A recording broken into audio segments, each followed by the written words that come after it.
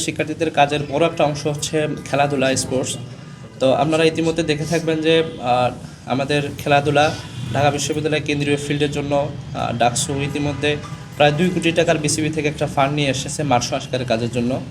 এবং এর পাশাপাশি আমাদের এই পাশেই যে জিমনেশিয়াম আছে, মেয়েদের জিমনেশিয়াম, সেটা সংস্কারের কাজ চলছে এবং বিভিন্ন পর্যায়ের অনেকগুলো সংস্কার হয়েছে।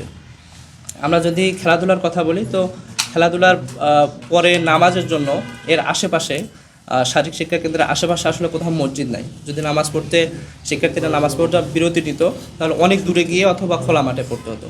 এবং এখানে ছোট্ট একটা রুম আপনারা দেখতে পাচ্ছেন, এইটা আসলে খুবই জরাজীর্ণ অবস্থা ছিল। আপনারা যদি এর আগে আসতেন সংস্কার হওয়ার আগে, তাহলে এইটা আসলে অ্যাকচুয়ালি নামাজ পড়ার পরিবেশটা ছিল না।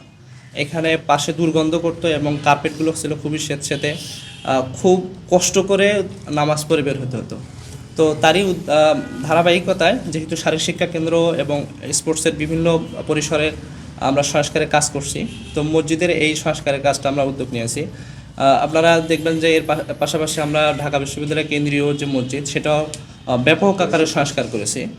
তো মসজিদের জায়গাটায় আমরা ঢাকা বিশ্ববিদ্যালয়ের প্রত্যেকটা জায়গায় যেখানে শিক্ষার্থীরা নামাজের প্রয়োজন তাকাতে অনুভব করে, সেখানে আমরা মসজিদগুলো সংস্কারের উদ্যোগ হাতে নিয়েছি এবং বেশ কিছু জায়গায় আরও সংস্কারের কাজ হচ্ছে। বিশেষ করে হল ভিত্তিক যে মসজিদগুলো আছে সেগুলো আমরা সংস্কার করেছি।